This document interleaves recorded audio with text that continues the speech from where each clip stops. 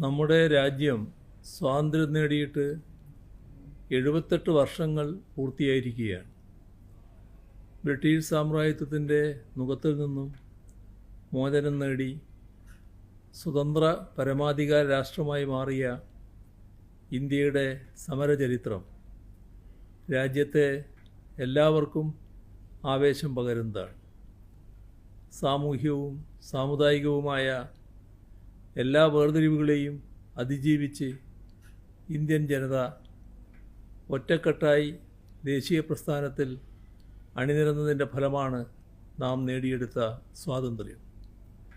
നിരന്തര ജാഗ്രതയിലൂടെ മാത്രമേ നമുക്ക് ഈ രാഷ്ട്രീയ പരമാധികാരം, സ്വാതന്ത്ര്യം എന്നിവ അന്യാധീനപ്പെടാതെ നോക്കാനാവും. അതിനാവശ്യമായ പ്രതിജ്ഞ പുതുക്കലാണ് ഓരോ സ്വാതന്ത്ര്യദിനത്തിലും നമുക്ക് ചെയ്യാനുള്ളത്. പ്രാദേശികവും ഭാഷാപരവും സാമുദായികവുമായ വൈവിധ്യങ്ങളുടെ കലവറയാണ് ഈ രാജ്യം. ധാരാളം ഉപദേശീയതകളെ ചേർത്ത് വെച്ചാണ് ഇന്ത്യയുടെ രാഷ്ട്രീയ സ്വത്വം രൂപപ്പെടുത്തിയിരിക്കുന്നത്.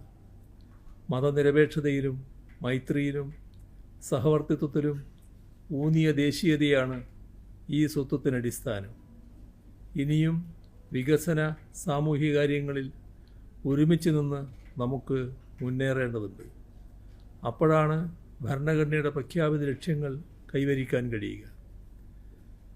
മതനിരപേക്ഷത മുതൽ സോഷ്യലിസ്റ്റ് സങ്കല്പം വരെ ഉൾപ്പെട്ട ആ ലക്ഷ്യങ്ങൾ സാക്ഷാത്കരിച്ച് പരമാധികാര റിപ്പബ്ലിക്കായി ഇന്ത്യയെ മാറ്റി തീർക്കുക എന്ന വലിയ കടമയും ഈ ദേശീയത നമ്മിൽ അർപ്പിക്കുന്നുണ്ട്. അതിനാൽ രാജ്യത്തെ ഓരോ പൗരനും ആത്മാഭിമാനത്തോടെ തല ഉയർത്തിപ്പിടിച്ച് ജീവിക്കാനുള്ള സാഹചര്യം ഒരുക്കുന്നതിനുള്ള സാമൂഹിക പ്രതിബദ്ധത കൂടിയാണ് രാജ്യസ്നേഹം എന്ന് നിസ്സംശയം പറയാം. നമ്മുടെ രാഷ്ട്രനിർമ്മാതാക്കൾ സ്വപ്നം കണ്ട നിലയിലേക്ക് ഇന്ത്യക്ക് വളരാനായോ എന്ന ചോദ്യം വളരെ പ്രസക്തമാണ്. പല സൂചികകളിലും രംഗങ്ങളിലും നാം ഒരുപാട് മുന്നേറിയിട്ടുണ്ട് എന്നത് വസ്തുതയാണ്.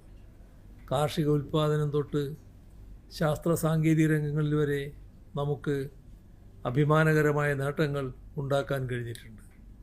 അത് യാഥാർത്ഥ്യം തന്നെയാണ്. എന്നാൽ പ്രതീക്ഷിച്ചത്ര നേട്ടം കൈവരിക്കാൻ കഴിയാതെ പോയ മേഖലകളുമുണ്ട്. അവ ഏതൊക്കെയാണ് എന്ന് തിരിച്ചറിഞ്ഞുകൊണ്ട് ആ പോരായ്മകൾ പരിഹരിക്കാൻ നാം ഒറ്റക്കെട്ടായി നീങ്ങേണ്ട ഘട്ടമാണിത്. ശാസ്ത്രാവബോധം വളർത്തുന്ന കാര്യത്തിൽ